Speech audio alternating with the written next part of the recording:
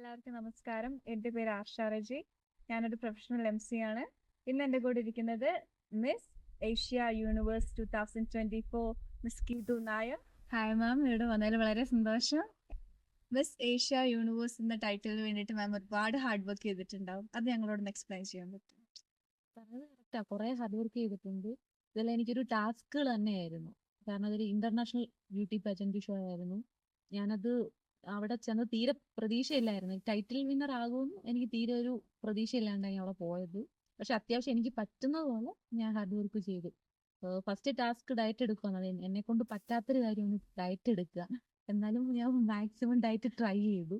പിന്നെ കുറെ കാറ്റ് ബാക്ക് പ്രാക്ടീസ്, പഴയ പഴയ വീഡിയോസ് കുറെ ഞാൻ കണ്ട് പഠിച്ച് സെൽഫ് ഗ്രൂമിങ് ഞാൻ പഠിച്ച്. നമ്മൾ എപ്പോഴും സെൽഫ് ഗ്ലോ ആയിട്ടിരിക്കാൻ ട്രൈ ചെയ്യണം. സെൽഫ് ഗ്ലോ, സെൽഫ് ബ്യൂട്ടി ആയിട്ടിരിക്കാൻ ട്രൈ ചെയ്യണം. പിന്നെ എന്റെ ടൈറ്റിൽ എന്ന് വെച്ചാൽ എം എസ് ടൈറ്റിൽ. അപ്പം അത് അക്കോർഡിംഗ് IQ ടെസ്റ്റ് ആണ്. അപ്പം അവിടെ നടത്തിയ IQ ടെസ്റ്റിൽ ഞാൻ വിന്നറായി. അപ്പോൾ 50 മാർക്ക്, എനിക്ക് 50 മാർക്ക് കിട്ടി. അപ്പോൾ ഒരു 5 വർഷത്തെ കാര്യങ്ങൾ ഞാൻ ഇരുന്ന് പഠിച്ച് റീഡ് ചെയ്തിട്ടാണ് ഞാൻ പോയത്. MSc നഴ്സ് ആണല്ലോ മാമിന്റെ പ്രൊഫഷൻ. അത് വിട്ട് മോഡലിംഗ് എന്നുള്ളൊരു കാറ്റഗറി ചൂസ് ചെയ്യാനുള്ള ഒരു കാരണം എന്താ? മസീൻ നഴ്സിംഗ് എൻ്റെ എഡ്യൂക്കേഷണൽ പ്രൊഫഷനാണ്. പക്ഷേ മോഡലിംഗ് എന്ന് പറയുന്നത് എൻ്റെ ഒരു പാഷൻ ആൻഡ് ഡ്രീം ആയിരുന്നു. അതൊരു സ്കൂൾ ടൈം മുതലേ എനിക്ക് മോഡലാകണം എന്നുള്ളൊരു ഇതുണ്ടായിരുന്നു. കൂട്ടത്തിൽ എന്തെങ്കിലും ഒരു മാസ്റ്റർ ഡിഗ്രി എടുക്കണമെന്നുള്ളൊരു ഡ്രീം ഉണ്ടായിരുന്നു. അപ്പം രണ്ടും കൂടെ ഹാൻഡിൽ ചെയ്ത് കൊണ്ടുപോകാനാണ് താല്പര്യം. മിസ് ഏഷ്യ യൂണിവേഴ്സ് എന്നുള്ള ടൈറ്റിൽ മാമിന്റെ ലൈഫിൽ ഉണ്ടാക്കിയ മാറ്റങ്ങൾ എന്താ? കുറെ മാറ്റങ്ങൾ ഉണ്ടാക്കി. കാരണം ഈ ടൈറ്റിലിന് മുന്നേ ഞാൻ ഒരു ഒരു കമ്മ്യൂണിക്കേഷൻ ഇല്ലായിരുന്നു ആരുമായിട്ട്. വലുതായിട്ട് ഞാൻ മോഡലിംഗ് തന്നെ ഉണ്ടായിരുന്നു, പക്ഷെ ആരുമായിട്ടും ഒരു വലിയ ഇന്ററാക്ഷൻസ് ഇല്ലായിരുന്നു. ഇത് കഴിഞ്ഞ് എനിക്ക് കുറെ കോളുകൾ വരുന്നുണ്ട്, കുറെ വർക്ക് റിലേറ്റഡ് എൻക്വയറീസ് വരുന്നുണ്ട്. ആൾക്കാർ ഐഡന്റിഫൈ ചെയ്യാൻ തുടങ്ങി.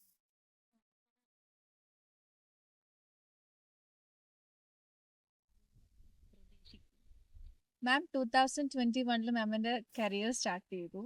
അപ്പൊ തൊട്ട് ഇപ്പൊ വരെയുള്ള ജേർണി ഒന്ന് എക്സ്പ്ലെയിൻ ചെയ്യാമോ? 2021 വളരെ പ്രതീക്ഷിക്കാതെയാണ് ഒരു മിസസ് കേരള 2021 അറ്റൻഡ് ചെയ്യാൻ പോയത്. വളരെ സന്തോഷമായിട്ട് അതിൽ നിന്ന് എലിമിനേഷൻ ആയി. ആ എലിമിനേഷൻ ആയ ടൈമിൽ തന്നെ ഞാൻ ഫിക്സ് ചെയ്തിട്ടുണ്ടായിരുന്നു, ഒരു ടൈമിലെങ്കിലും ഞാൻ ടൈറ്റിൽ വാങ്ങിക്കണമെന്ന്. അപ്പൊ അങ്ങനെയുള്ള ഒരു വാശിയിലാണ് ഞാൻ ഇവിടം വരെയെങ്കിലും എത്തിയതായിട്ട് തോന്നുന്നത്. 2021 മുതൽ ഈ കഴിഞ്ഞ ഇപ്പം 2024 ആയി. ഇത്രയും നാൾ ഞാൻ ഓരോ പേജന്റും ഓരോ കോമ്പറ്റീഷനും അറ്റൻഡ് ചെയ്തുകൊണ്ടിരുന്നു. കുറെ റിജക്ഷൻസ് ഉണ്ടായി, എലിമിനേഷൻ ഉണ്ടായി, ചിലതിൽ ചെറിയ വിന്നറായി. അങ്ങനെ ഒരു ടൈറ്റിൽ കിട്ടിയത് 2023 റാമ്പി ക്യൂൻ വിന്നറായി. പിന്നെ 2024 ഇന്റർനാഷണൽ വിന്നറായി. അതാണ് ജേർണി. ഫെയിലിയേഴ്സിനൊക്കെ എങ്ങനെയാ ഇപ്പൊ നേരിട്ടത്? ഫെയിലിയർ ആയപ്പോ അതൊരു എക്സ്പീരിയൻസ് ആയിട്ട് എനിക്ക് തോന്നിയത്. എനിക്ക് വിഷമോ സാഡ്നെസ് ഒന്നും ഉണ്ടായിട്ടില്ല. ഞാൻ കുറച്ച് ലെസൺസ് പഠിക്കുകയോ ചെയ്തത്. എങ്ങനെ ഫെയിലിയർ ആയി, ആരൊക്കെ ഫെയിലിയർ ആക്കാൻ നമ്മുടെ കൂടെ ഉണ്ട്, സക്സസ് ആക്കി ഇവിടെ ആരൊക്കെ കൂടെ നിന്ന് മനസ്സിലാക്കിയെടുത്ത്. അപ്പൊ നെക്സ്റ്റ് എനിക്ക് തന്നെ ക്ലിയർ ആയി വന്നു. മാമിന് പ്രൊഫഷണൽ ലൈഫും പേഴ്സണൽ ലൈഫും എങ്ങനെയാണ് മെയിൻറ്റെയിൻ ചെയ്ത് മുന്നോട്ട് കൊണ്ടുപോകുന്നത് ഒരുപോലെ?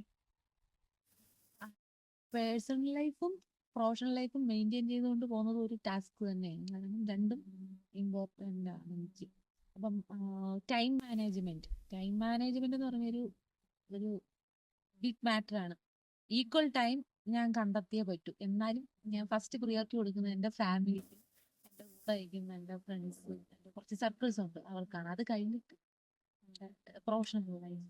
മോഡലിംഗ് ഇൻഡസ്ട്രിയിലേക്ക് വരുന്ന ബിഗിനേഴ്സ് ആയിട്ടുള്ളവർക്ക് എന്തെങ്കിലും ഒരു അഡ്വൈസ് കൊടുക്കാം? മെയിൻ അഡ്വൈസ് എന്ന് വെച്ചാൽ എപ്പോഴും സെൽഫ് കോൺഫിഡൻ്റ് ആയിരിക്കും. അവർ എയിം പിന്നെ മൈൻഡിൽ ഫിക്സ് ചെയ്യേണ്ട ഒരു കാര്യം, ഒരു സ്റ്റേജോ ഒരു പ്ലാറ്റ്ഫോമോ അല്ലെ ഒരു റാമ്പ് സ്റ്റേജ് ഒരു ഫൈനൽ ഡെസ്റ്റിനേഷനായിട്ട് കാണരുത്. എപ്പോഴും അവർ മുമ്പോട്ട് സഞ്ചരിച്ചുകൊണ്ടിരിക്കണം. ഇപ്പൊ ഈ കിട്ടിയ ക്രൗണോ അല്ലെ സാഷോ എൻ്റെ ഒരു ഫൈനൽ ഡെസ്റ്റിനേഷനായിട്ട് ഞാൻ കാണുന്നില്ല. അതെനിക്ക് കിട്ടിയൊരു മെയിൻ അച്ചീവ്മെന്റ്, എൻ്റെ ഒരു പാർട്ട് ഓഫ് ലൈഫ്. അത്രമാത്രം കണ്ടിട്ട് പോവുക. പിന്നെ കുറെ പേര് നമ്മളെ പുള്ളിങ് ചെയ്യാനും ബോഡി ഷേമിങ് ചെയ്യാനും കളർ കമ്പാരിസൺ ചെയ്യാനും ഒക്കെ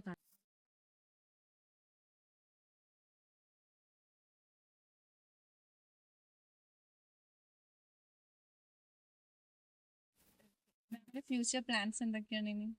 ഫ്യൂച്ചർ പ്ലാൻസ് കണ്ടിന്യൂ ചെയ്യണം. എൻ്റെ മോഡലിംഗ് മോഡലിംഗ് ഇൻഡസ്ട്രി കണ്ടിന്യൂ ചെയ്യണം. ക്രൗൺ കിട്ടിയ മൂമെന്റ് ഒന്ന് എക്സ്പ്ലെയിൻ ചെയ്യാം. പെട്ടെന്നാണ് അനൗൺസ്മെന്റ് ഉണ്ടായത്. അപ്പൊ ഞാൻ തീരെ പ്രതീക്ഷിച്ചില്ല. കാരണം ടാലന്റഡ് ആൾക്കാർ മാത്രം നിറഞ്ഞിരിക്കുന്ന ഒരു സ്റ്റേജ് ആയിരുന്നു അത്. ഇപ്പം ഒരു MS കാറ്റഗറിയെ തിരഞ്ഞെടുക്കുന്ന IQ test, question answer round. അപ്പൊ ഇതിൽ നിന്നെല്ലാം സെലക്ട് ചെയ്ത് എന്റെ പേര് ടൈറ്റിൽ വിന്നറായിട്ട് അനൗൺസ് ചെയ്തപ്പം ഞാൻ ശരിക്കും ഷോക്കായിപ്പോയി.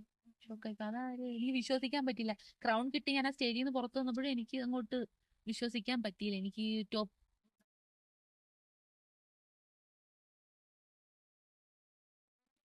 കുറിച്ച് നമ്മൾ പുറത്ത് ഒരുപാട് കാര്യങ്ങൾ നെഗറ്റീവ് ആയിട്ടുള്ളത് കേൾക്കുന്നുണ്ട്.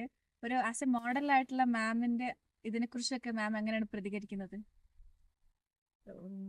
എൻ്റെ ഒപ്പീനിയൻ, ഞങ്ങളുടെ ഇൻഡസ്ട്രി മോഡലിംഗ് ആയാലും ആക്ടിങ് ആയാലും ഇൻഡസ്ട്രി ഒരു കളർഫുൾ ഇൻഡസ്ട്രിയാണ്.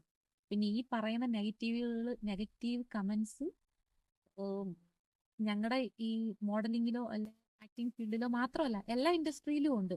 പക്ഷെ നമ്മുടെ ഇൻഡസ്ട്രി മാത്രം എല്ലാവരും ഹൈപ്പ് ചെയ്ത് കാണിക്കുന്നത് എന്താന്ന് വെച്ചാൽ ഗ്ലാമറസ് വേൾഡ് ആണ് നമ്മുടെ മോഡലിംഗ്.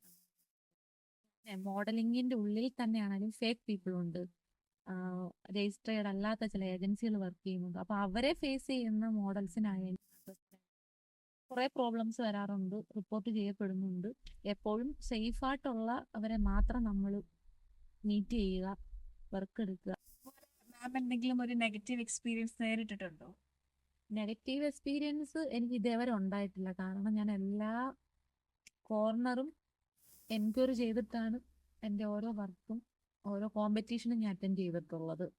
ഓതറൈസ്ഡ് ആയിട്ടുള്ള രജിസ്റ്റേർഡ് ഓർഗനൈസേഷൻസ് മാത്രമേ ഞാൻ വർക്ക് ചെയ്തു. എക്സ്പീരിയൻസ് ഉണ്ടായിട്ടില്ല. പക്ഷെ പല ഫ്രണ്ട്സ് അവരുടെ എക്സ്പീരിയൻസ് എന്നോട് ഷെയർ ചെയ്തിട്ടുണ്ട്. പല പ്രോബ്ലംസിൽ ട്രാക്ക് ചെയ്തിട്ടുണ്ട്. അതോ മോഡലിംഗിൽ തന്നെ നിൽക്കാനാണോ മാമിന് താല്പര്യം? ആക്ടിങ്ങിനോട് നല്ല താല്പര്യമുണ്ട്.